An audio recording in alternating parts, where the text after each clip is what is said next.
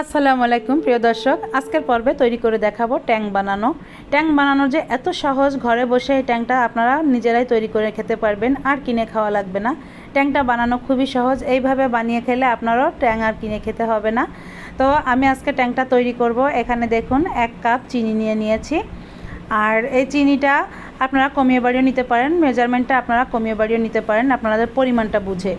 তো দেখুন এখানে আমি 1 কাপ চিনি আর 1 কাপ গ্লুকোজ নিয়েছি, আর এর সঙ্গে আমি একটু কালার ব্যবহার করব আর একটু এখানে দেব ফ্লেভার।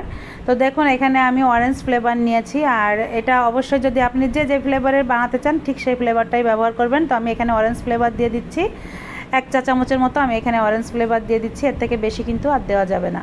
আর এখানে নিয়েছি আমি ফ্রুটস কালার, তো এটাও কিন্তু অরেঞ্জ কালার নিয়েছি। চাইলে কিন্তু এই কালারটা স্কিপ করতে পারেন, তবে স্কিপ না করে এটা দিলে হয় কি যে অরেঞ্জ কালারটা পারফেক্ট ঠিক মতন পাবেন। তো এটাকে আমি পুরো এখন দেখুন ব্লেন্ড করে নিয়েছি, আর ব্লেন্ড করার পরে কতটা সুন্দর কালার আসছে।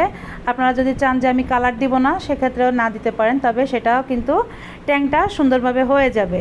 তো দেখুন এই যে ট্যাংটা কত সুন্দরভাবে হয়ে গিয়েছে। এখন আমি এই ট্যাংটাকে একটু গুলিয়ে দেখাবো, সেটাও দেখবেন কত সুন্দর হয়েছে দেখতে। আর দেখা যাচ্ছে অনেক সময় দেখা যাচ্ছে ঘরে ফুরিয়ে যায়, আনার সময় থাকে না, তবে ঘরে থাকা উপকরণ দিয়ে এগুলো করলে কিন্তু হয়ে যাবে। তো এখানে কিছুই লাগবে না, দেখলেন তো, একটু গ্লুকোজ আর একটু চিনি দিয়ে এই ট্যাংটা তৈরি করে নিতে পারবেন। ট্যাংটা কত সহজে হয়ে যাবে, আর এই ট্যাংটা একদম খেতে বাজারের ট্যাংয়ের মতন স্বাদ, ফ্লেভার সব কিছুই। তো এই যে রমজানে এত সুন্দর একটা শরবতের আইটেম আপনারা বাসায় বসে এভাবে তৈরি করে নিতে পারবেন। আর বাইরের জিনিস সব কিছুই হচ্ছে ভেজাল, নির্ভেজালভাবে এইভাবে আপনি বাসায় তৈরি করে খেতে পারবেন। রেসিপিটি ভালো লাগলে অবশ্যই একটি লাইক, কমেন্ট, শেয়ার এবং চ্যানেলটিকে সাবস্ক্রাইব করে পাশে থাকবেন। সবাই ভালো থাকবেন, সুস্থ থাকবেন। আল্লাহ হাফেজ।